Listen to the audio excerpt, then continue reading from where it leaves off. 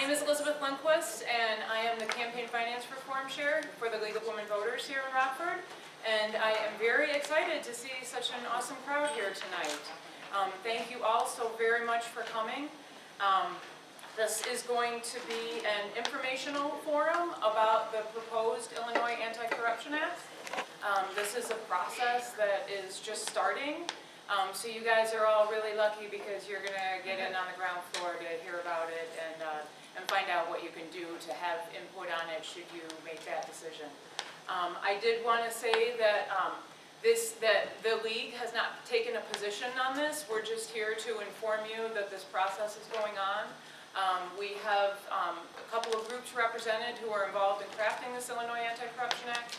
Our moderator will tell you a little bit more about them, but I just did want to make sure that everybody understood that this is an informational forum, and we just want people to get informed and get involved and know what's going on so you can make decisions.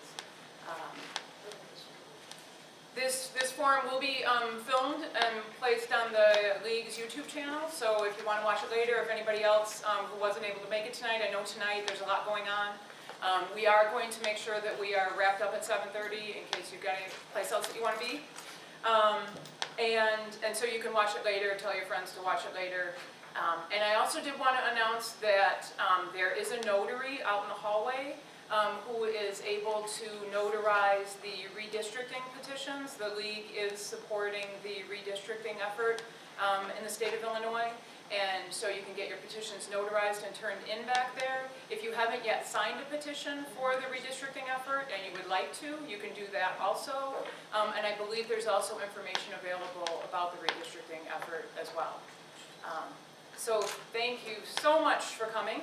And I would like to introduce our moderator. Our moderator is Wally Haas. He is the editorial page editor of the Rockford Register-Star and the Freeport Journal-Standard, and he is a board member of the Northern Illinois Newspaper Association. Here's Wally. Thanks.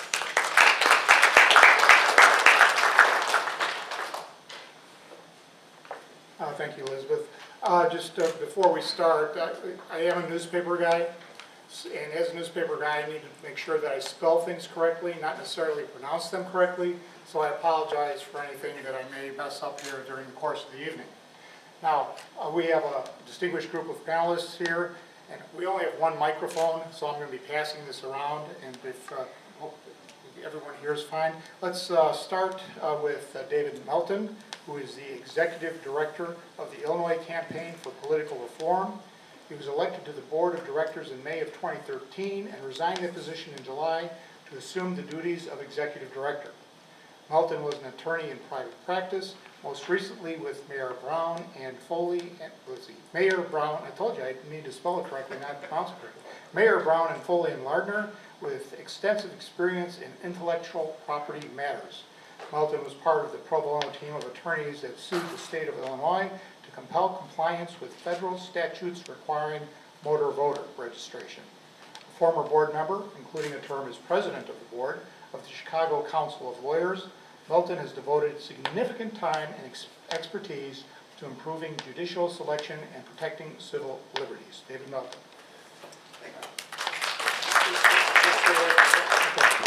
I'll introduce everyone, then we'll go with where you are on this, okay? Next, in the middle, we have Mary Schaafsma. Did I do it right? Okay, fantastic. All right. So Mary is currently the Executive Director of the League of Women Voters of Illinois. She joined the staff of the League in 2009 as the Project Director of the League's redistricting project. She was promoted to Executive Director in the spring of 2013. Schaafsma has devoted her career to work in public interest, advocacy, and citizen engagement organizations, and has experience in developing public education and advocacy projects and campaigns, funds development and communications, and coalition building on a range of issues, including campaign finance reform and redistricting reform. Her skills include administrative management of organizational budgets and personnel, as well as foundation grant execution, monitoring, and reporting. She lives in Chicago, is a native of Michigan, earned a BA from the Calvin College, and has a master's degree in public policy from Western Michigan University. Thank you. Mary is a little. And then we have Dan Krassner, who serves as the political director for Represent Us, a nationwide campaign of conservatives, progressives, and everyone in between, working together to fix America's corrupt political system. Dan is a veteran political strategy and communications executive. He led the successful campaign to pass America's first anti-corruption act in Tallahassee, Florida in 2014.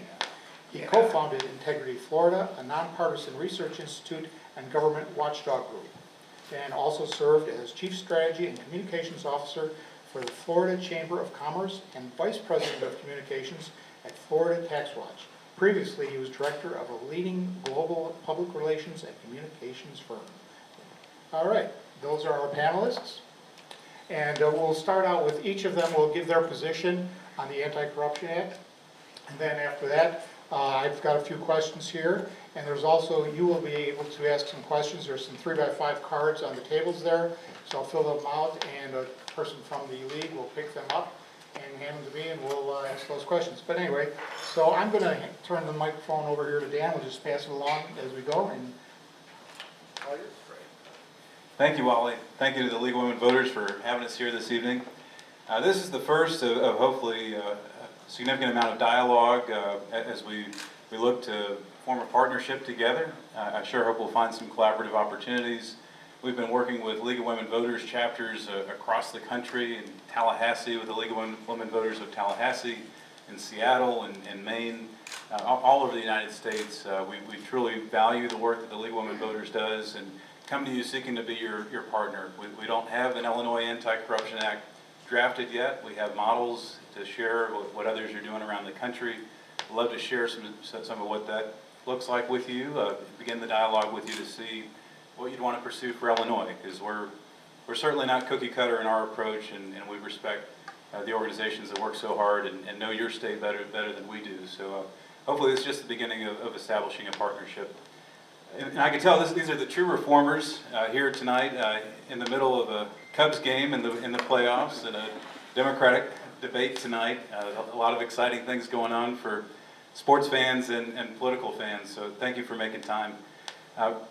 Represent Us has grown quickly since we launched in November 2012. We have over 500,000 members around the country. They're from across the political spectrum. Our board has tech entrepreneurs, marketing experts, business leaders, and a whole range of diverse funding sources, from grassroots individuals to philanthropic foundations. We're grateful for the dedication of our Represent Rockford chapter leader, Elizabeth Lindquist. Elizabeth, thank you for everything that you've done as a huge supporter of Represent Us. I wish there was an Elizabeth in every city and state around the country. Mary, grateful to be with you tonight. Again, I can't say enough good things about the League of Women Voters, and we're so grateful for the organization's legacy, traditions, and solid work that continues with important fights like redistricting and all the other key issues that we need to partner on and support the League. And David, it's good to see you again. We were just at the Brennan Center Conference in Minneapolis, and very excited about the innovative policy proposals that you've crafted, and we're fully supportive of that you're exploring at the local and state level. Like Elizabeth, I came to this issue having read a book by Lawrence Lessig. We both read Republic Lost and found our way to the anti-corruption movement. Elizabeth told us, quote, "Dependence corruption is real corruption, and the key to bringing about systemic change is finding a plan that is palatable to people from across the political spectrum." Elizabeth is absolutely right, and I look forward to sharing that perspective and that plan with you this evening. This is an issue where we can come together regardless of political affiliation. Personally, I was just at the New Hampshire Republican Liberty Caucus over the weekend. It was just with the Washington State Republican Liberty Caucus, and you're going to find more and more, whether it's a Tea Party group or a Republican Liberty group, more and more we're seeing cross-partisan coming together around the issue of taking on this systemic corruption. Our founding father, James Wilson, was one of the first supporters of the American Revolution, a signer of the Declaration of Independence, framer of the U.S. Constitution, and one of the first 6 justices appointed by President Washington to the first U.S. Supreme Court. He said that representation is the chain of communication between the people and those to whom they have committed the exercise of the powers of government. I believe that representatives' views should have the same weight and influence as the views constituents would express personally. But that essential link between the people and our representatives in government is broken. Why? It's because corruption is legal in America. In 2014, two respected political scientists, professors at Princeton and Northwestern University, analyzed 20 years of data taken from nearly 2,000 public opinion polls to answer the question, does the government represent the people? And what they found is unsettling. The policy preferences of moneyed interests, economic elites, special interests, anyone who can afford lobbyists, shape the laws passed by Congress, while the policies favored by average Americans have statistically zero impact on public policy. Politicians have become dependent on that 0.05%, leaving 99.95% of Americans with virtually no representation. The American people are no longer represented by their own government. The corrupting influence of money in politics is the defining issue of our time. It's a national crisis. It blocks nearly every effective policy solution to every issue out there. And you see it at the federal, state, and increasingly the local levels.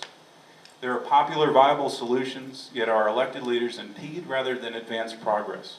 Policy solutions are no longer determined by the best ideas or public support, but by whoever spends the most to lobby and get politicians elected.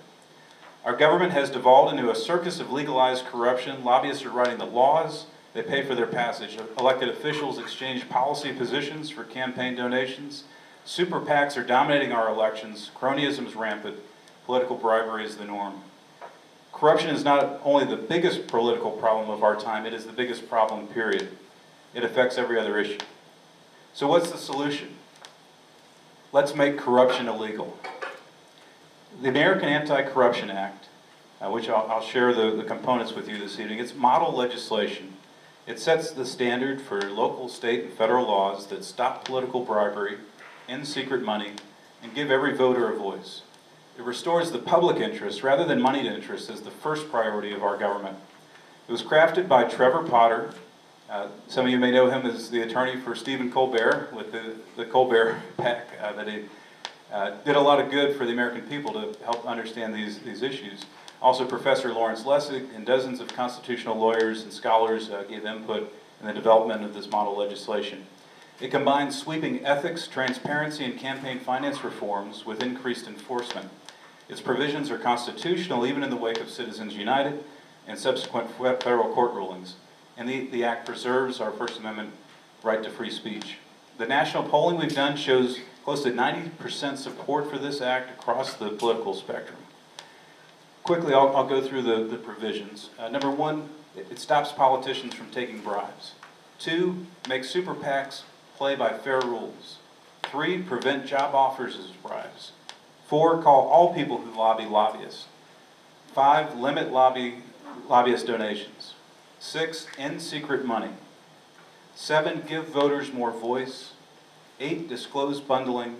And 9, enforce the rules. And I'm happy to, in the Q&A, get into more details on each of those provisions, and you have literature that gets into it as well. And the full act is online at anticorruptionact.org.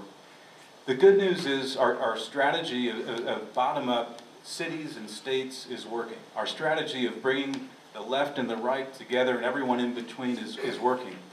Elizabeth and another represent us, super volunteer, John Galbo, have demonstrated how to overcome the obstacles that have been faced in the past, overcoming obstacles like working with people with different political views. They're finding out where they agree and they're winning. Victories in Genoa, Illinois in November 2014, in DeKalb County, Illinois in April 2015, and right here in Winnebago County in April with resolutions passed at the ballot box, sending a message that the public is ready for national, state, and local reform on this issue. Just in the last year, we've seen conservatives, progressives, and independents form coalitions in Washington State, South Dakota, Ohio, Michigan, Maine, California, and beyond. And I found my way to represent us, as part of that first campaign to change the law in my home city of Tallahassee, Florida, protect our city from corruption. We brought together the League of Women Voters of Tallahassee, the Tea Party Network of the state, the Alliance of Retired Americans, Common Cause Florida. We took in local input. We crafted a policy that made sense for our city. creating an independent ethics officer for the city, an independent ethics board, lowering campaign contribution limits, and creating a modest system of public financing. And we won by a 2-to-1 margin at the ballot box without spending a penny on advertising for our issue. Our organization is small and nimble. It allows us to innovate constantly and pivot quickly. We're entrepreneurial, and we're excited about where we're at. You know, the social media on this issue is off the charts. The public is so hungry for reform, and there's more coming. 3 weeks from tonight, there will be elections held in Maine and in Seattle, Washington, and San Francisco, dealing with the exact same reforms that we're talking about tonight. There is hope. We are winning. We are seeing cities and states across the country tackle this very difficult issue, bring together Republicans, Democrats, Independents, and win at the ballot box, going around our political leaders, and in some cases working with them. In Missouri, there's an effort through the legislature for a Missouri Anti-Corruption Act. I'll hold it there. I'm sure we'll want to get into a lot more details in the Q&A, but grateful to be here with you tonight. Thank you.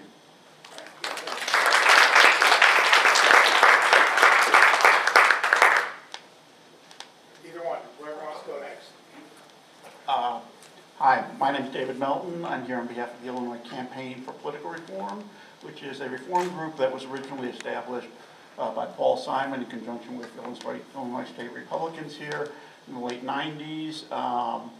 We have historically worked closely with the League. Our first director, Cindy Canary, came directly from the League to our organization, and we continue to work closely with the League and with Dan's organization. We have the greatest respect for both of them and share their goals. And just a plug for Dan's social site, you didn't mention your political ad. What's Gill? Honest Gill Fulbright. Honest Gill Fulbright. If you haven't seen that online, I highly recommend it. The Illinois Campaign for Political Reform has been interested and worked seriously in Illinois on 3 main sets of issues over the years. The first is campaign finance reform, which was an issue near and dear to Paul Simon's heart. The second is ethics and transparency in state government. We've worked closely with the League and others to pass many of the improvements we've seen in state ethics, and although they haven't taken as much hold as we would like, we like to think we are making some progress. And we continue to work on those issues. The third issue that we work on is judicial elections, judicial election reform, but that's a topic for another day. Getting back to campaign finance reform, like many of the others in this room, I'm sure, I came to this issue a bit by accident out of semi-retirement because I believe very deeply in the need for campaign finance reform. I believe that it's important that we face a lot of critical issues in this country that we need to decide, and some of them are very difficult issues. But I believe that until we fix the campaign finance reform system, it's going to be far, far more difficult to address any of those other issues in an effective way. So that's my main reason for wanting to see fundamental campaign finance reform. Like roughly 90% of the people in this country, according to the most recent polls, I believe that money in politics has gotten to a very dangerous point. And as Dan was saying, we have basically 0.05% of the population calling the shots and getting the attention of our representatives when they should be responding to at least 51% of us. The way to fix this, in our view, well, unlike 90% of the people in those most recent polls, so I believe there's a solution to this problem, that it can actually be fixed, because when you ask most people, how do you fix this problem, most of them say there's no solution, there's no way to get money out of politics.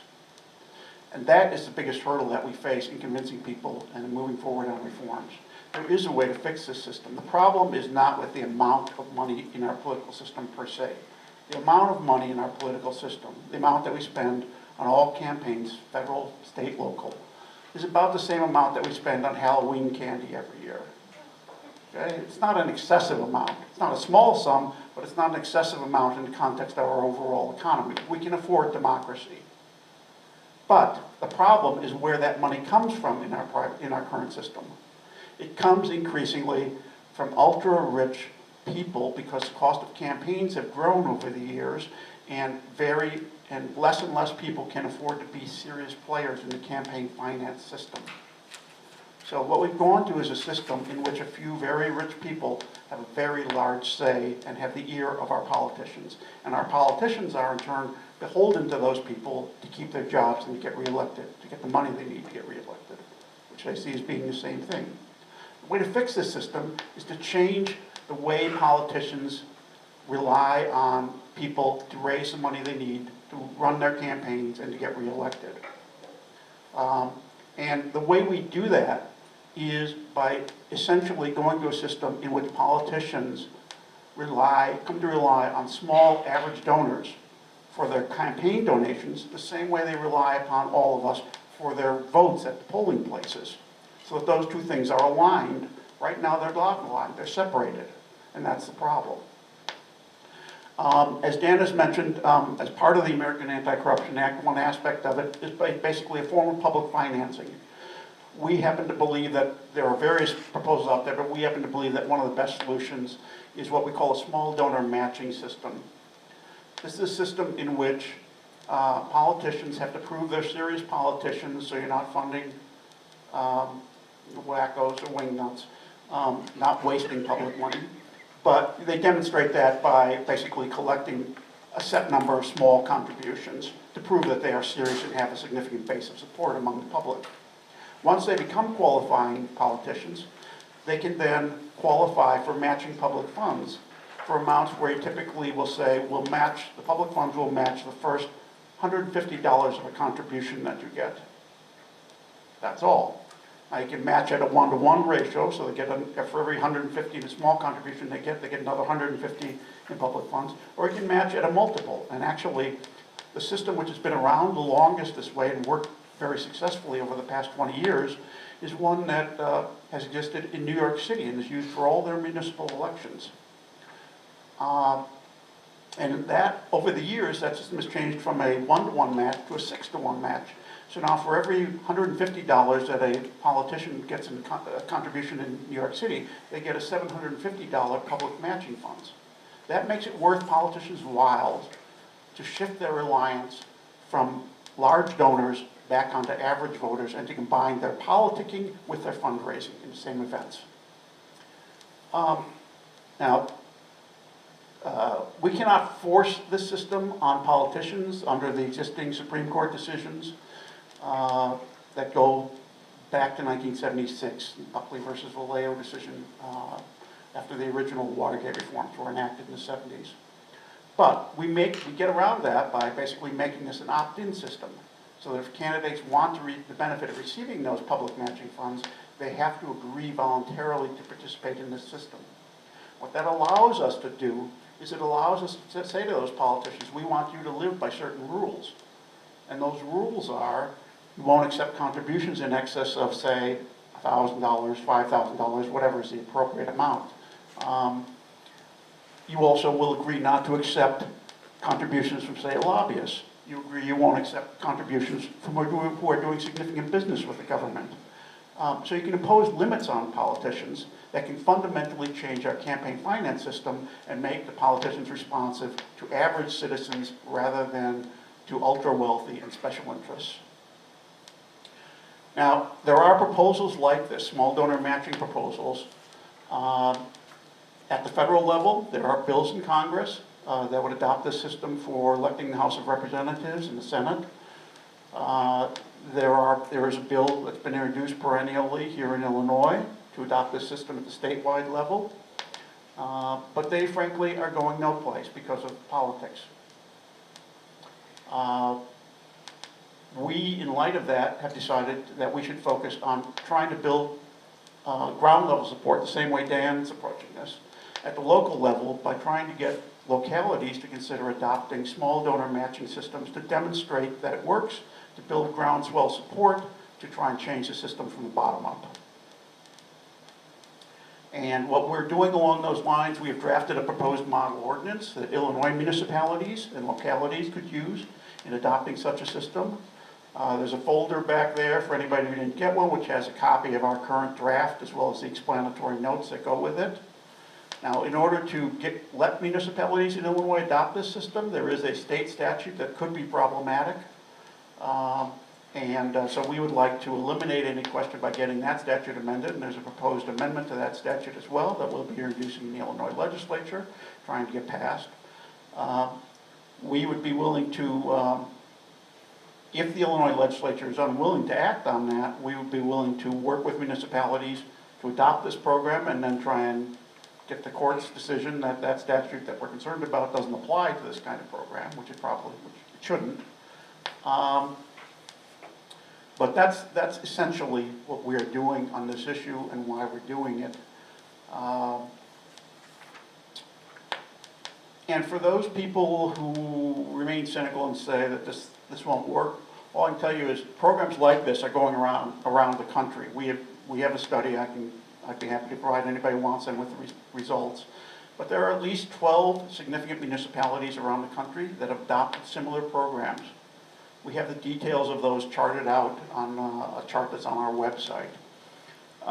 And they show that municipalities from New York to Los Angeles to Houston to smaller cities like Hartford are experimenting with these systems and trying them out in an effort to try and reform this system. And for the most part, they're working. Of course, there are trials and errors. There's things that work better and things that work worse. It's a trial and error process, and we recognize that. But we need to move forward with some additional trials to make the reform work. So we are pushing this type of reform at the local level in Illinois, and we welcome anyone who wants to help us try and support that effort. There is also a coalition of reform groups that we head up that is working with us on this, includes the League and other reform groups here in Illinois, and I'd be happy to provide you with more details if you're curious about that. But that, in essence, is what we're doing and what we're interested in doing in the coming days. Thanks, David. So what's the League up to?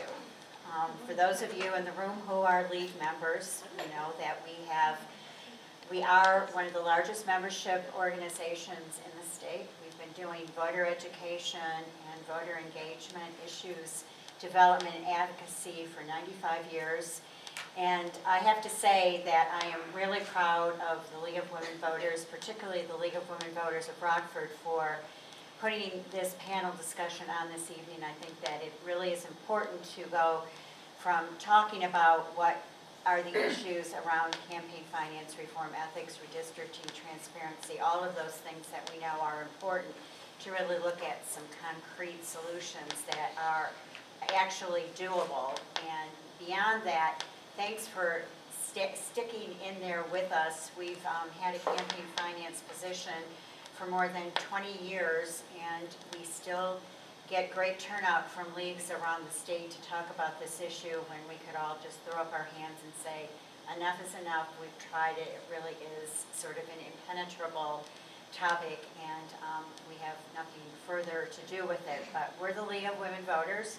It took us nearly 80 years to get the suffrage, so I guess we can stick around for a few more years to see if we can affect some real change on campaign finance and all of those government issues about which we care.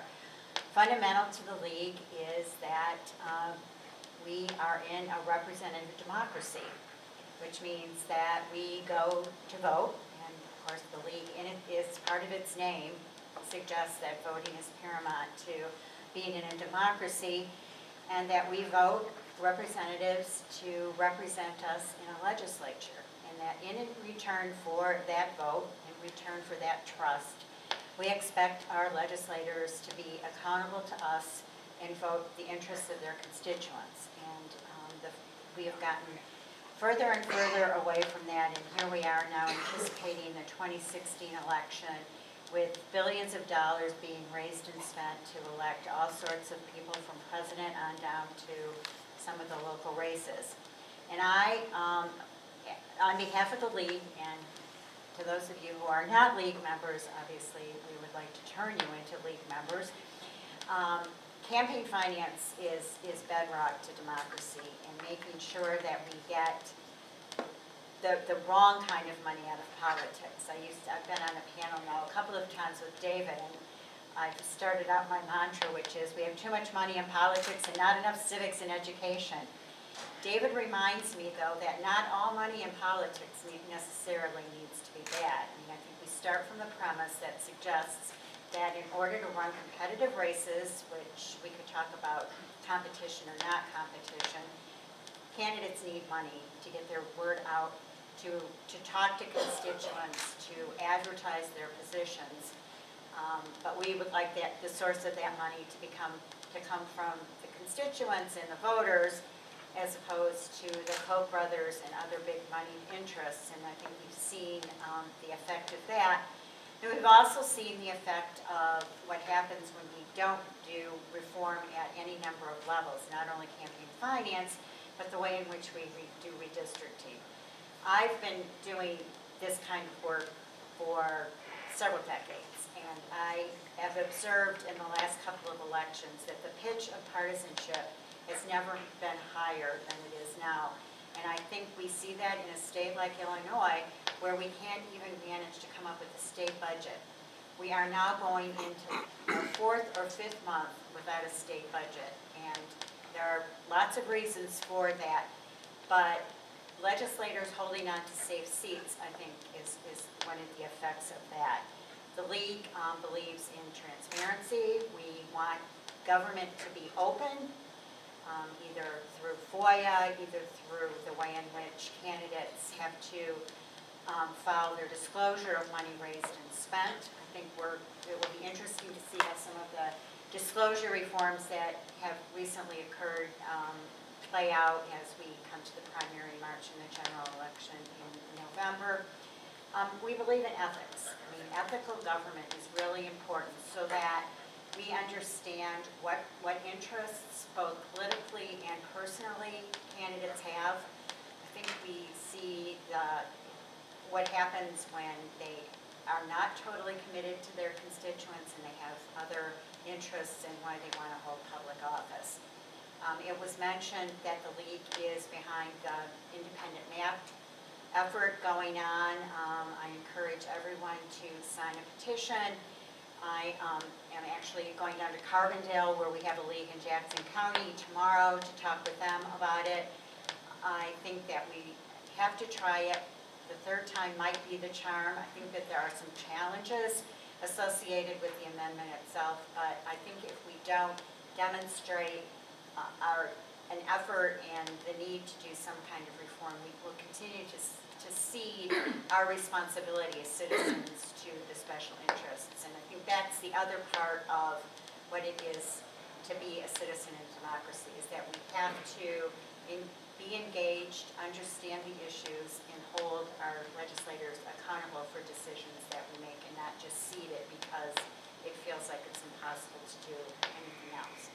So I'm glad that we have some options to talk about.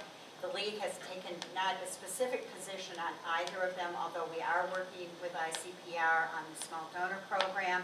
It makes sense. I think working with local municipalities is an important thing to do, and we'll see where we go from here.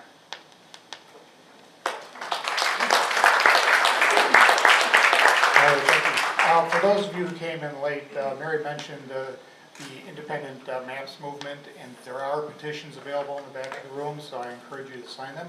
And I'm going to go off script here, which Dan predicted and David expected. But David, this is actually for you. Shortly after Rod Blagojevich was indicted and kicked out of office, Pat Quinn formed a Blue Ribbon Ethics Committee. And that committee came up with some great reform ideas. If all of those ideas had been enacted, would our conversation today be different? Unfortunately, well, the answer is no. And the reason is basically one of the reforms that was adopted in the wake of the Rod Blagojevich scandal was that for the first time in its history, Illinois adopted campaign finance limits. It was one of the 3 or 4 states in the country that up to that point did not have them. They adopted them, but the commission that was appointed to consider the alternatives ended up punting without making real recommendations. They looked at ways to fundamentally fix the system. In my view, no proposal to fix the problems that we have with our current government is a very meaningful proposal unless it addresses in some form the issue of campaign finance reform. And on campaign finance reform, they basically said, here are the alternatives, but they didn't go on to make any other recommendations or findings because of political differences. I think that was a missed opportunity. It was good that we finally got campaign finance limits in the wake of the Rod Blagojevich scandal, but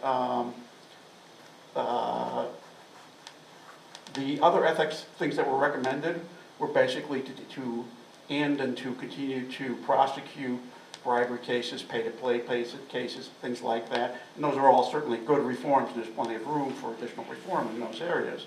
But until we fix the fundamental issue of campaign finance reform, I don't think that the system will operate very well. That's a fundamental systematic problem in my view. So as much as I support the recommendations of that commission and would love to see them adopted, the failure of the commission that was separately set up to look at campaign finance under the campaign limits bill, its punting on the issue was an unfortunate response in my view. All right, thank you. Now, we talk about legal corruption. We know what illegal corruption is, but what is legal corruption? So we have to change the definition of corruption. We have to move away from the old way of thinking of a bag of money, buying a vote, or someone selling a Senate seat. That's just not the way. As an example, the legal corruption we're talking about is systemic. It's the kind of corruption where big money donors speak louder than constituents, and where you have out-of-state money, or money from out of your city coming in from wealthy special interests and buying your elections. That loss of local control, that broken way of the broken system of how we fund our elections today is really at the core of it. And you have to do the ethics reform. You have to do the transparency. But until we address the way elections are funded, until we bring some innovations to the table to ensure diversity in the candidate pool, to ensure that we have competitive elections, to ensure we have people that increase the turnout. I mean, we want to know that people are really going to represent us, not just their big donors. We have to innovate, and that's why it's very exciting that the city of Seattle has Honest Elections Seattle on the ballot this November, that Maine is looking to improve their system. And these proposals are comprehensive. They not only address public financing, but they deal with ethics and transparency and enforcement as well. You have to have that comprehensive approach in order to have an effective policy. I'm just going to ask a follow-up to that if I could. So we're talking now about, we call this anti-corruption. The Supreme Court, in a recent decision, said that quid pro quo wasn't adequate explanation for what was going on, that it had to be outright corruption. Do we think that that's more confusing than clarifying to call it anti-corruption? I'm just asking sort of the semantic question more. Well, the Supreme Court saying you can only regulate campaign finance to address actual or the appearance of corruption is why we have to call this issue an anti-corruption issue. Legally, to be able to have legal defense to support these policy reforms, it's important that campaign finance reform not be the topic, it become anti-corruption. We need that's the limited path the U.S. Supreme Court has given us to address these issues in a serious, comprehensive, systemic way is through that anti-corruption frame. That's a big reason why we've taken that approach with Represent Us. The other reason is political. When you call the issue reducing the influence of money in politics, you get a certain level of support. But when you talk about reducing corruption in government and elections, and having anti-corruption measures, the polling we've done from South Dakota to Montana to Washington State and nationwide, you get a big boost from conservatives and independent voters. And we need to have those voters at the table crafting solutions and voting to win on this issue. So there's the legal and there's the political strategy for the anti-corruption frame. David, you want to weigh in on this? Yeah, I agree with Dan. I just wanted to add a sort of a policy wonk comment on it that the term corruption, well, the kind of corruption we're talking about here, namely perverting the politician's perspective away from the majority of the voters' interest to looking at a small segment, a very small segment of the population's interest, that used to be called corruption at the time of our revolution when our Constitution was written, if you go back and look at the usage of the word. And this has been a subject for scholarly debate in academia, but I think that they have a pretty strong case that that's what corruption meant. It had a broader meaning when our Constitution was written, and the founders understood this type of corruption. The problem was they didn't foresee the party system or the need to raise money for campaigns. And so the founders never addressed this issue. We've tried to address this issue several times in the past in this country. If you know our history, the civil service reform was an initial attempt to try and reform the corruption in politics, which at that time involved patronage and government employees paying kickbacks to politicians. That was why we adopted civil service reform. We reformed it again in the 1910s and the 1920s when we saw the rise of all these super large and powerful, economically powerful corporations. We adopted the first set of federal campaign limits in response to that. We prohibited corporations from contributing to campaigns. We did other things along those lines. But the problem was that in that series of reforms, which had a different set of problems for why they didn't work very well, and also in the 1970 reforms, we tried to reduce the influence of big money by putting a cap on how much you could give directly to politicians. That worked for a while, but as campaigns have become more expensive, people have been very creative in finding ways around them repeatedly. And this is part of the reason why people think this is an insoluble problem, because we've tried to address it sometimes in the past. The problem is the approach we took in the past for the past 100 years of trying to say, okay, we're going to keep big money out by saying you can't give more than X dollars to a candidate, doesn't work anymore because so many exceptions have been created by the Supreme Court and others to that system. So now we have to go back to the more fundamental issue of trying to align our representatives' interests with the majority of the voters in their constituency. That's really the goal of this movement, is when we say we want people to represent us, we want them to represent a majority of their constituents, not a majority of their special interests and super large donors.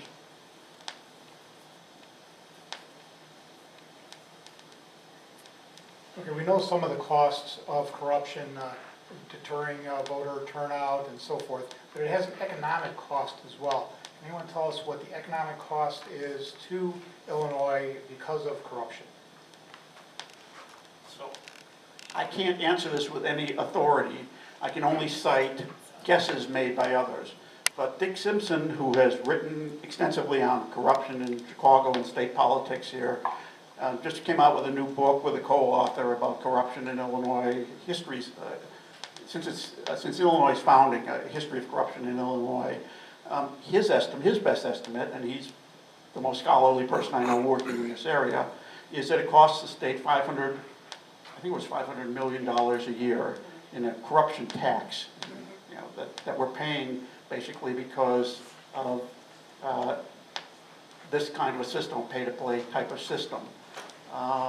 So there is a good argument to be made that any cost associated with going to some form of public financing will be more than offset by money coming back from more honest and efficient government.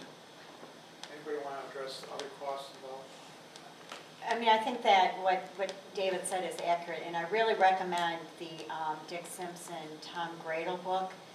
It's Corruption, Illinois, or something like that, I can't remember. I mean, it's a discouraging book because it really does sort of remind us all of what the state is. And to me, it's ironic that we elect someone like Paul Simon, who was probably the epitome of the kind of elected official we all want to be, who was elected from Illinois.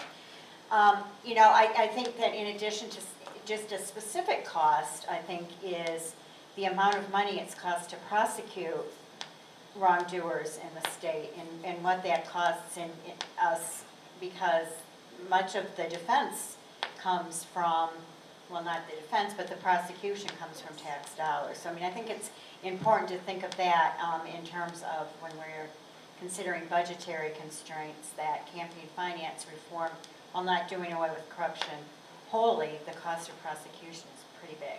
Say nothing of the kickback. Oh, the kickback as well, that is in, yeah. And I'll also point you to a University of Indiana study that found in the 10 states with the largest amount of corruption, they predicted or estimated $1,308 per person is the cost of corruption in those states. That was a 2014 study, Impact of Public Officials' Corruption on Size and Allocation of U.S. State Spending. So they're looking into the crony contracts, the things that come with corruption in the system. Okay, just a reminder, you can ask questions yourselves. You have the 3x5 cards on your tables. Just fill them out, and a representative from the league will pick them up and bring them up here. So, where are current Illinois laws deficient relative to Anti-Corruption Act standards such as ethics reform, disclosure, and lobbying rules? You want to start? Go ahead. So there are plenty of deficiencies and things that could be improved in the Illinois statutes. From a disclosure standpoint, in campaign finance, we actually have a pretty good system. We're at the better end of the spectrum in terms of comparing with ourselves with other states. But there is always room for improvement, and there remains room for improvement here, both in terms of prohibiting dark money from participating in campaigns and also requiring more timely disclosure so the voters have the information prior to the election rather than after the election about who the financial supporters were of campaigns. So that's one area in which we think there's room for reform. On the transparency end, of course, it's a continuing battle to keep laws like FOIA and the Open Meetings Act working effectively, and that takes a lot of effort and work at the ground level. In terms of other things for Illinois, we would like to see this roadblock to allowing municipalities, particularly home rule municipalities, but actually all municipalities in Illinois, have the option to reform their own local election systems. We think that's a logical thing to do. So that's one of the areas that we're going to be pushing for reform in. We're also going to be filing a Disclosure Act, which is going to push for greater campaign finance reforms in the areas of dark money and timely disclosure. So those are a couple of the areas I would highlight. Just one more resource for you. Next month in November at stateintegrity.org, there's going to be an update to a 50-state corruption risk report card. There's one out there now on that site. It's going to be updated. They look at 14 different policy topics that amount to an assessment of potential for corruption in a state, answering several hundred policy questions and talking to stakeholders. So look for that next month at stateintegrity.org. It's a collaboration of the Center for Public Integrity, Global Integrity, and Public Radio International, and it's a great resource to see how does Illinois compare to other states around the country. Okay, we've got quite a few questions from the audience. I will try to get to as many of them as we can. What is required to pass an anti-corruption act in Illinois? What do we need to do? Well, you want to start there? Well, in Illinois, it's going to come down to partnerships, coalitions, working with League of Women Voters chapters, working with David and his group and others, and really crafting something that works for your community or works for the state, that local officials would be willing to introduce, that state officials would be willing to introduce. We can't go around them as much as we can in about 20 other states where we can go straight to the ballot with an easier path through a ballot initiative to actually change the laws in a binding way. Unfortunately, the state of Illinois doesn't allow that kind of statutory initiative process like we're pursuing in South Dakota and Washington State and elsewhere. Yeah, I mean, I think it's pretty obvious. I think fortunately in Illinois we have a pretty strong campaign finance network of groups that are willing to work on this, and I think if we can agree on language that will make a difference. I mean, obviously the big hurdle is to find legislators willing to sponsor this kind of legislation given the current environment which is why I think it's really wise that we start some of these things smaller. I think that we will get a lot more traction and momentum by doing them on a local level than trying to go all the way to the state level to try to do something when we know it's a huge task, even to try to get some of the minor reforms I think we've been recommending for the last few years. I agree with both those comments. I would say that the thing we need to do here in Illinois is, number one, come up with a comprehensive package, as Dan's organization has done elsewhere, that combines ethics reforms, lobbying reforms, and campaign finance reforms in one package. Basically, that has a bunch of different pieces that have to mesh together and have to mesh with a bunch of other laws. So there's a lot of technical and legal questions involved in putting that kind of a package together, but that should be what our initial goal should be. And then we can move forward with it. I also think that starting at the local level makes sense here for the reasons Mary's outlined.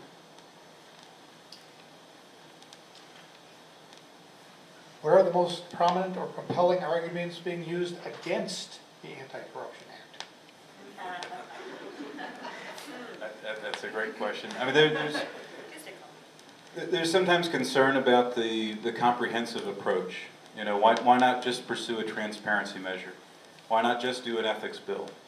Why not just do a campaign finance reform bill?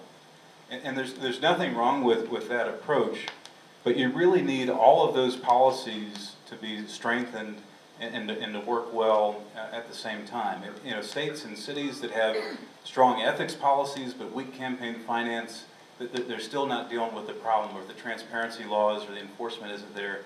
So we found in all of our research that you need this comprehensive approach. And also some of these provisions are less popular. So politically, if you can weave together less popular provisions like small donor empowerment with more popular transparency and ethics provisions politically, it's an easier sell.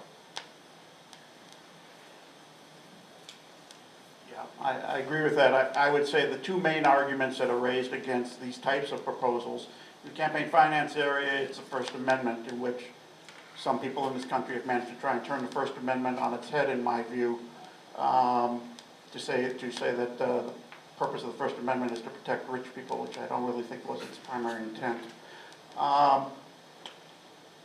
So the First Amendment is one basis on which frequently campaign finance things are attacked, and they've got a sympathetic 5-vote majority currently at the Supreme Court. Hopefully that will change one day. The other argument that we hear against these kinds of things on campaign finance is the dollar cost, and there we have a study on our site where we've looked at what these programs cost in the 12 municipalities that we've looked at that are experimenting with them.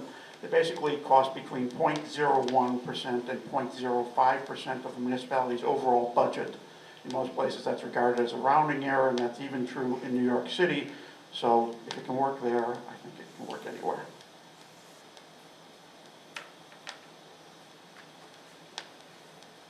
Okay. How would you respond to people who contend political advertising, or any advertising for that matter, doesn't influence people to vote one way or another, so we shouldn't be so concerned about how much money is spent?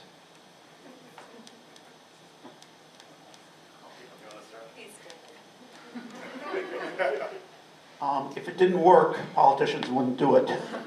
The reason they raise money and they do it is because it works, at least especially with, it works to some degree with some portions of the population, and in close elections it can be critical. So I think the proof is in the pudding.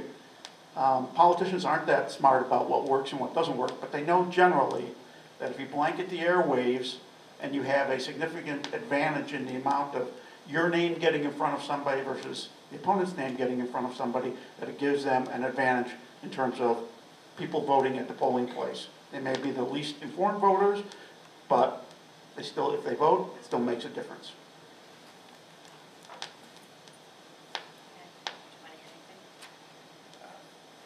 So, you know, do you want your officials to spend more time raising money or serving the public? I mean, that's really what a big part of this is all about, is we want our officials to do their jobs, to represent us, but right now they're spending all their time raising money, and they're listening to what the donors want, not what the people want. And that leads to the advertising, and I'm sure there's debate. This year, maybe we'll see a tipping point that people will have enough, but most studies show that the ads are effective. These are marketing campaigns. These candidates at the state and federal level are increasingly spending very little time with voters during their campaigns. They're running a marketing campaign for themselves as a product, and so we're getting a different version, this filtered Madison Avenue version of what these candidates really are and what they stand for, versus having this kind of interaction, voter to voter, the way it should be.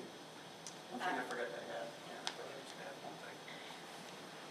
While a lot of this money does go into marginal political advertising whose effectiveness is debatable, you are seeing at the moment in the presidential campaign, you are seeing this excessive money, the special interest and the super rich people's money creeping into other aspects of campaign, into get out the vote campaigns, into get vote people on registration lists, into working the precincts.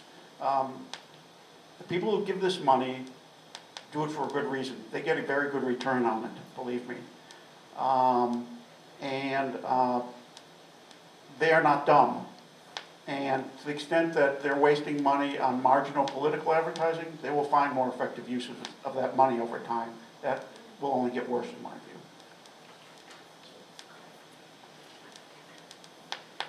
Okay, for Dan, can you explain more about your definition of lobbyist? Would that include like local nonprofits who have been meeting with legislators about the need to pass a budget so that local nonprofits with state grants can get paid and continue to offer services? Would they be considered lobbyists under your proposal? We're talking about people lobbying for compensation. Our definitions of who's a lobbyist at the federal, state, and local levels is outdated. So as a result, you have former members of Congress and former legislators that become historical advisors or business development consultants inside lobbying shops to avoid the law. So lawmakers are not held accountable when they go into the private sector after leaving their office with definitions that aren't strong enough to make sure that those that are seeking that post-government job, that post-elected official job in the private sector, they can't trade their public office for future private employment.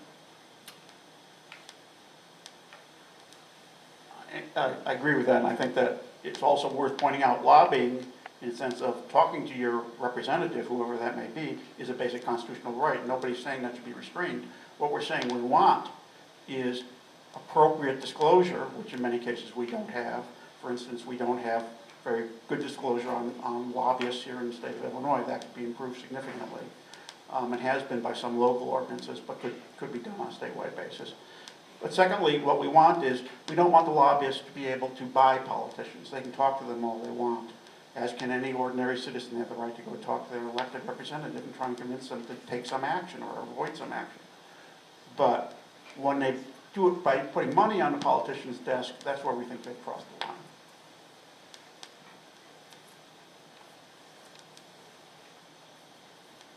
We need a definition. What is bundling? Bundling, you had in one of your 8 points. So bundlers are campaign fundraisers. These are the mega fundraisers, especially at the federal level for presidential and congressional candidates. They're bringing, they're doing major fundraisers. These are law firm, lobbying firms, often professional services professionals and others that have huge Rolodexes, and they bundle together massive amounts of contributions, and they get credit with that bundle of donations with the candidates. So they become extremely influential because they have this network that will constantly give to their causes and candidates.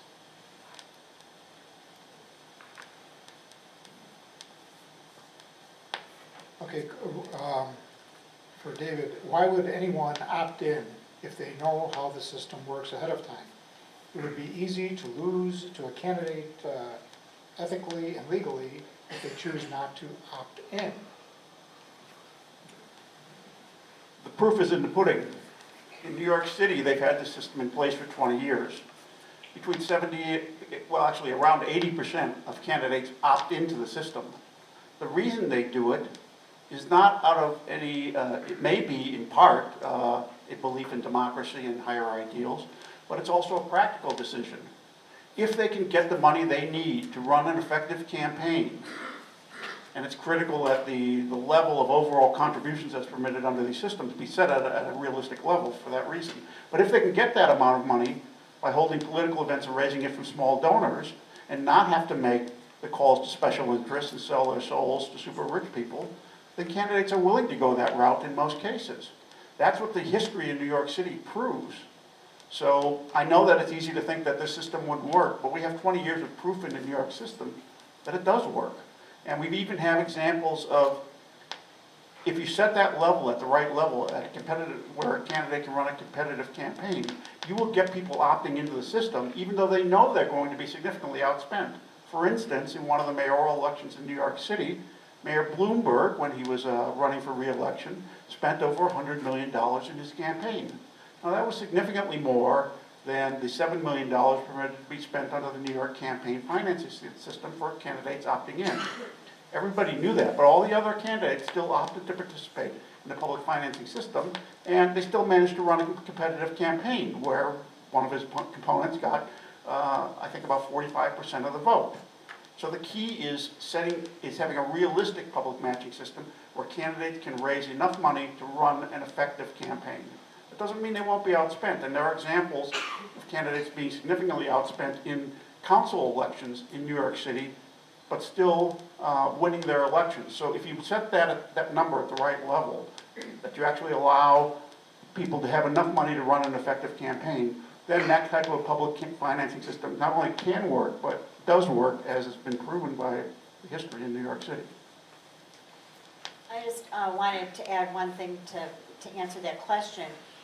There are men and women who've run for borough council offices in one of the boroughs in New York, and I can't remember which one it was, I think it was the Bronx, who, and I think this is more than one person who has said, one of the values of running under a system like this is that because I have to rely on small donations, I also get to know the people in my district much better. I mean, there's an effort, there's a closer relationship then between the elected official and his or her voters in the district. And I think that was one of the positive aspects in talking with some of these legislators about why they would opt into a system that seemed overwhelmingly against them.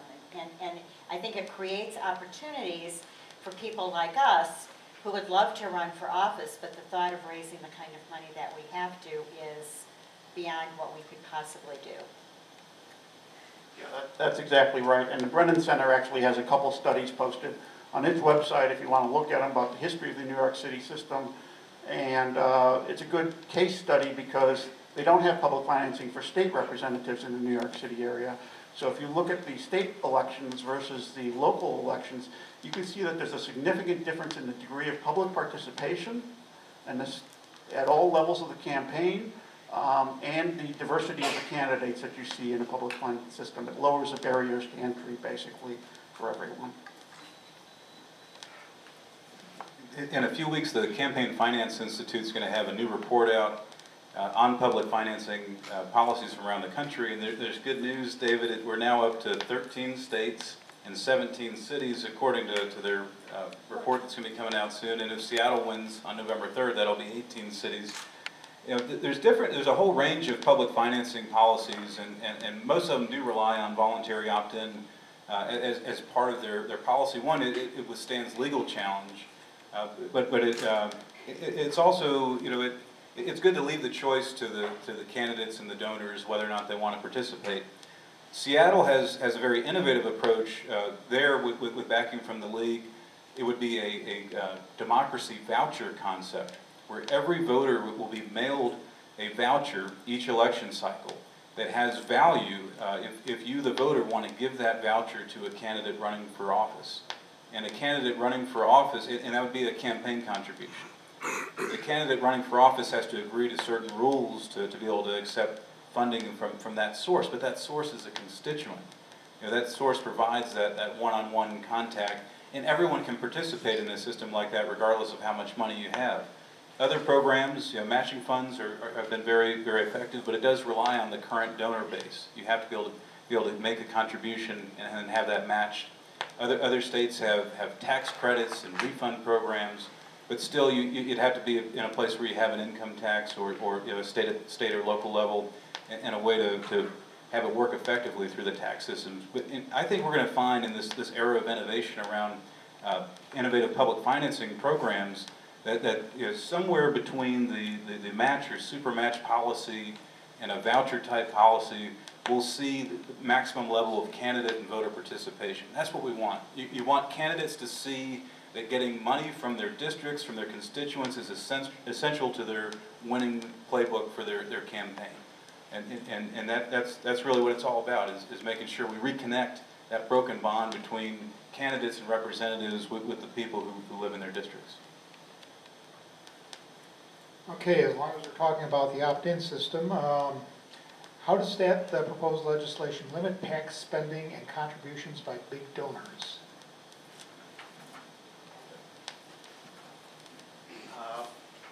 It doesn't, well, it limits it in a couple ways. It limits it by basically having the politicians who opt in agreeing voluntarily to put limits on what they'll accept in the way of large contributions from special interest or ultra-rich people. It cannot reach constitutionally, under the majority of the Supreme Court's current view, the spending by super PACs. But the way we try and attack that problem is to minimize their influence over time by essentially diluting them. If we can make the majority of candidates dependent on a small donor type system, the influence of those super PACs will decline over time, and I think they will become a smaller and smaller part of the political system rather than a growing part of the system as they are under the current system. Absolutely. We empower small donors. That's a way to compete with the big money coming in from outside the district. You also would want to put in place strong anti-coordination rules to keep candidates from coordinating with the PACs and the outside groups. These are solutions we can do now at the state and local level, even post Citizens United and all these terrible court rulings and court doctrine. You can empower small donors. You can limit the coordination between candidates and these outside groups. What does the independent ethics board and system look like in Tallahassee? Are the ethics officers volunteers? Are they appointed, elected? The Independent Ethics Board in Tallahassee, they meet again tomorrow. They've been meeting since February. It's a 7-member board. The way we crafted it in the charter amendment made sure that the city commission would only have one appointee. The city commission and mayor only appoints one. The chief judge of the local court has an appointment. 2 university presidents have appointments. The state attorney has an appointment. And then from that initial group of appointees, they pick 2 more members of the board. And it's a similar model in place in the city of Jacksonville and Palm Beach County and Miami-Dade County, Florida. So the issue is really you want to get to independence, just like on the redistricting issue. You've got to get some of the enforcement, these major decisions out of the hands of politicians, get the money out of the room, get to independent bodies deciding on districts, deciding on ethics cases.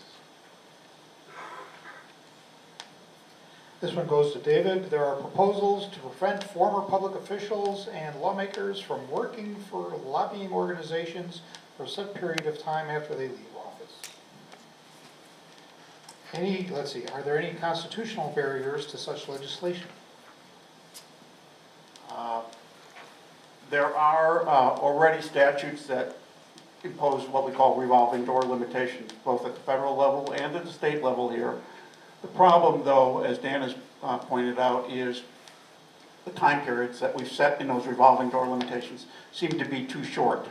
So that at the moment, the conventional wisdom is that being a member of Congress is actually like being in the farm system of a major league team in terms of the money you make. You go to Congress for a few years to hone your skills, and then you go to make the big bucks at the lobbying shops.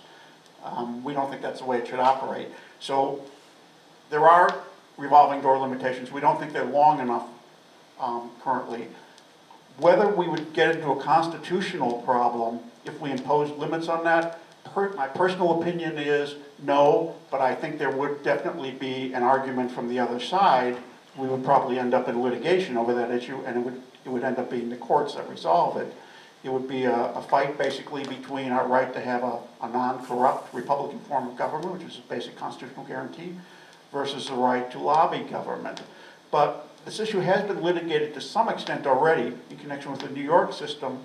There was a case in New York that challenged the limitations that that system imposed on lobbyists because it limited the amount that lobbyists could contribute to politicians. And some people challenged it as equal protection grounds and also First Amendment grounds, and they lost that case. So I am reasonably optimistic, although if we continue to have misguided people appointing judges to our court, there's no guarantee that that branch will remain reliable. But at the moment, I'm still reasonably optimistic that if we could put in place appropriate revolving door limitations, they would withstand scrutiny in the courts.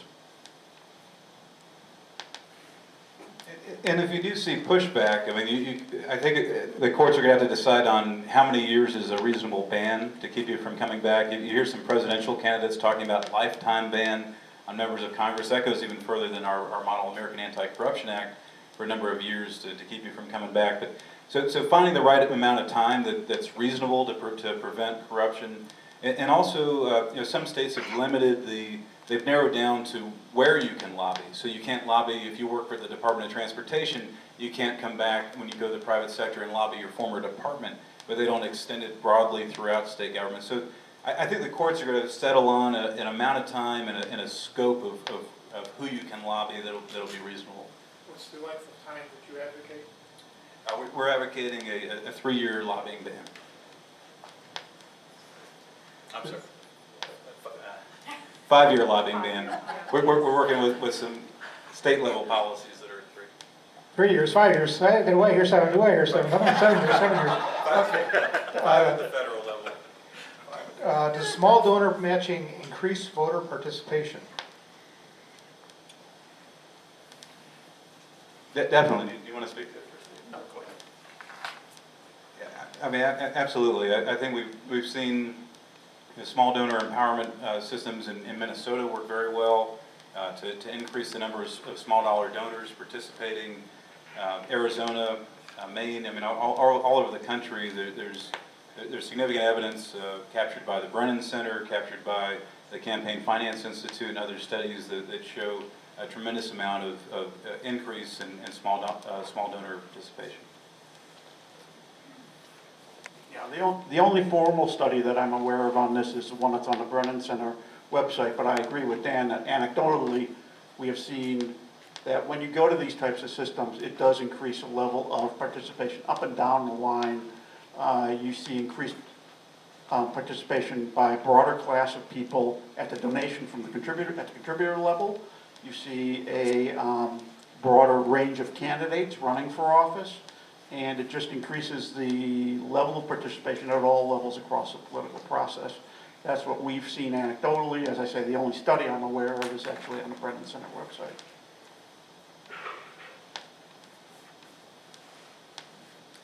Is there a country in the world that serves as a model for anti-corruption in federal politics?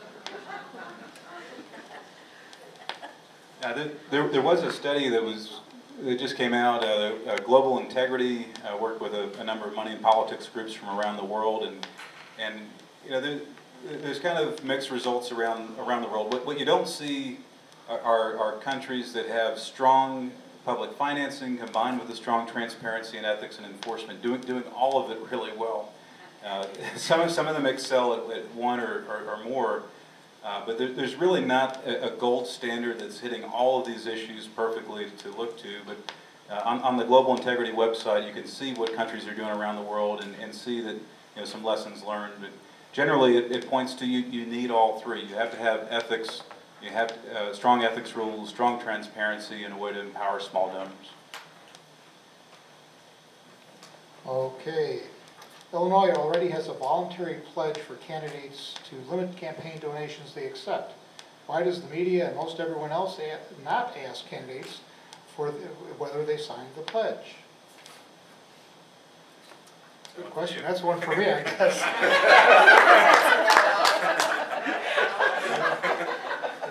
We get so wrapped up in you know, economic issues usually, that's actually a good one. I will put that on our next list of things to ask when campaign season starts early next year, or actually later this year. Okay, what are each of your views on overturning Citizens United in an effort to move power from corporations to the people? Illinois passed SJR 42, a move to call for an Article 5 convention to overturn Citizens United and make elections fair again. We, members of Wolf PAC, helped this pass. That's a long-term strategy, and we certainly applaud the efforts to try to get a constitutional amendment. League of Women Voters members, especially, you know, Equal Rights Amendment, you know, we don't have that yet. It's very difficult to change the Constitution. So we applaud anybody that's pursuing that. Our focus is on the state and local laws that we can pass today, you know, city by city, state by state, that have a more realistic chance of passage in the short term. The League of Women Voters of the United States has taken up the challenge to really try to figure out what the best outcome is. And given the fact that at one point there were like 18 pieces of legislation in the U.S. Congress dealing with overturning Citizens United, the National League, as I hope all of the Rockford League people know, is undergoing a constitutional amendment study to study what the implications of calling a constitutional convention would be, which is probably one option.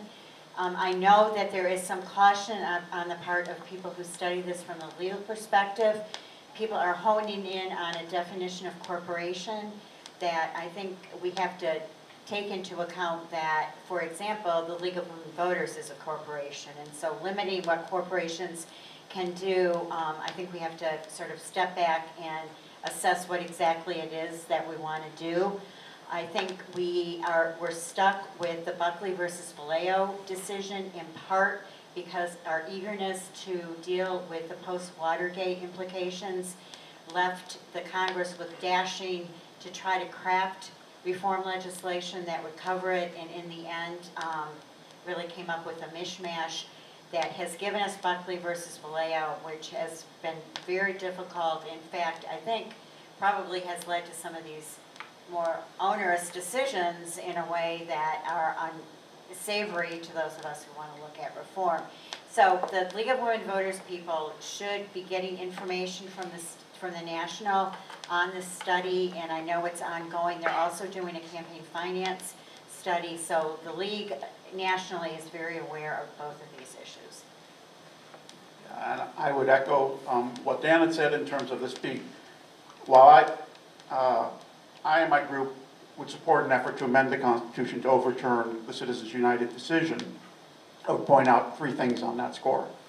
Number one, as Dan has pointed out, that's a very long-term proposition, and we can pursue that while we're pursuing other things that we can do in the meantime. That should not be an excuse for not taking other action that can more fundamentally affect the system. Number two, the Citizens United's decision has become symbolic in a way, and there's a lot of misinformation out there. There are certain aspects of it that make perfect sense. And the result in the case, you might even argue, makes sense. But some of the other doctrines that the court adopted in connection with that case don't, and those are the things we would recommend amending. Basically, giving the legislature more power to regulate campaign finance is the bottom line of what we would support. Number three, amending the Constitution to overturn Citizens United will not fix the system. The system was already broken before Citizens United came down in 2010. Citizens United just exacerbated the problem. But the problem was there to begin with. And the problem is the one that we've been talking about before, which is as long as we have a privately funded system where we force politicians to go out and raise money, raise a significant amount of money to run a campaign, we are going to have a problem with the system. And it's that problem that we need to solve. And that's what we need to solve by the kinds of reforms we've been talking about. How do you prevent Supreme Court justices who were employed by large corporations from being considered for the Supreme Court? what legislation would be required?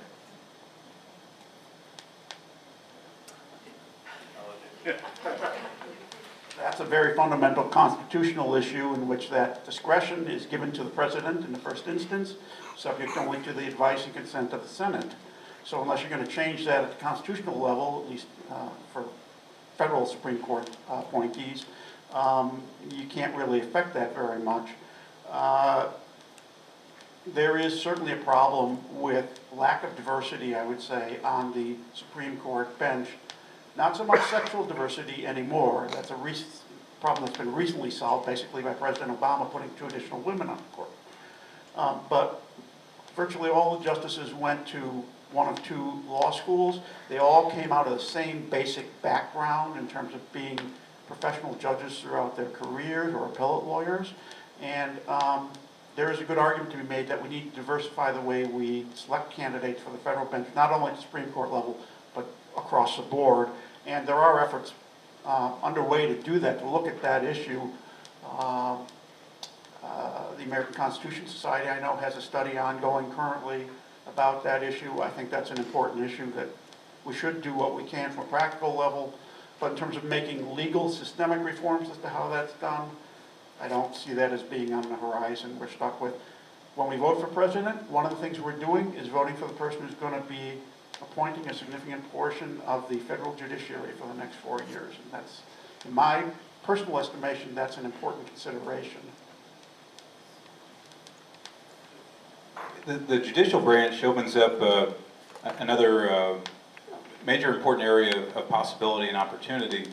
A number of states and communities have elected judges. So sometimes you have court cases where there's a judge sitting up there, there's a campaign donor attorney on one side, or the client, and someone who's not a donor on the other side.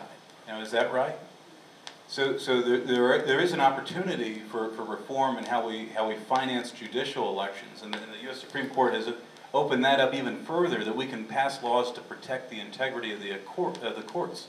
So even beyond the issue of actual or appearance of corruption, we can pass state and local laws to protect the integrity of the courts. That's going to be a tremendous new opportunity for reformers across the country where we have elected judges to try to clean up that process. You shouldn't have to have a judge deciding between a campaign donor versus a non-donor. I mean, that just doesn't look right. You're not going to see fair courts with that kind of system. I know that in Illinois, there have been studies. Voters do not want to give up the right to elect their judges because they fear that judges will be appointed by insiders and the corruption will actually be worse under that type of system. But there was an interesting study done in southern Illinois about 5 years ago, I think, where people asked, do you want to give up the right to vote to elect judges? And about 70% of the people said, no, we want to continue to vote for judges. But when they asked the next question, do you feel qualified to vote for judges? About 70% of the people also said, no, we don't feel qualified to vote for them. That's the problem in a nutshell.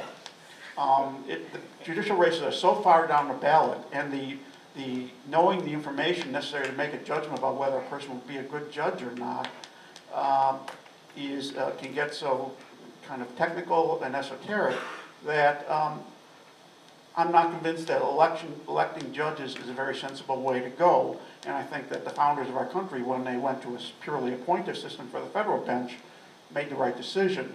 Now, that's not to say that appointive systems are any kind of panacea. They have their own problems with old boy networks appointing old boys. But those can be addressed through other types of reforms and prophylactic measures.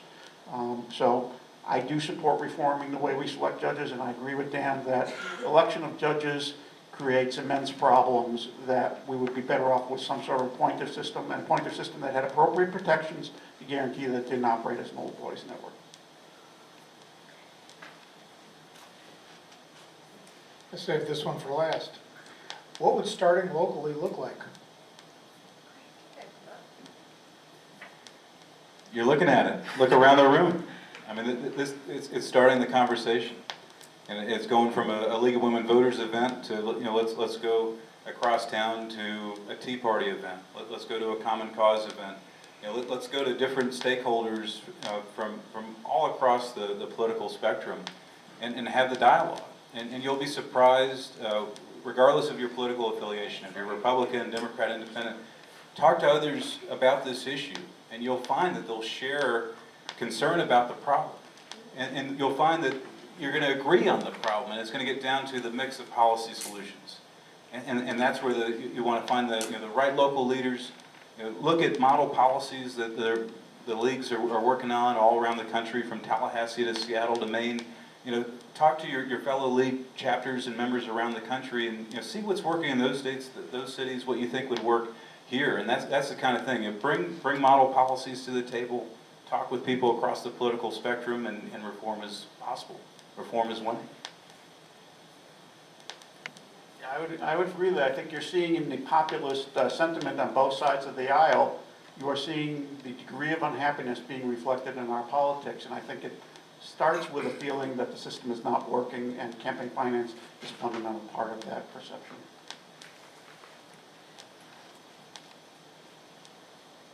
Okay, thank you to our panelists for being here tonight. How about a round of applause for them?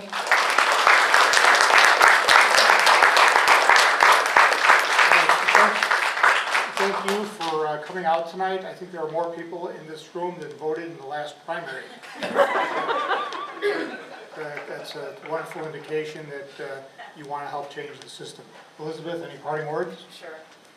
Yes, I also just want to thank everybody for coming. I wanted to thank all of our amazing video and photographer people. I want to thank Wally for stepping up to moderate. We really, really appreciate it. And David and Mary and Dan, thank you very much. We have people coming from all over for this event. We even have spectators out in the audience, I know, that came from very long distances for this event, like, I think, South Dakota or something like that? Yeah. So, thank you very much. We don't make a lot manufacture a lot in Rockford anymore, but until we manufacture this really amazing chocolate that I can't pronounce, so I have a little box of it from each of you. And I guess we also manufacture really amazing forums on corruption, because I think this went really amazingly well, and I'm really, really happy. Thank you all very much.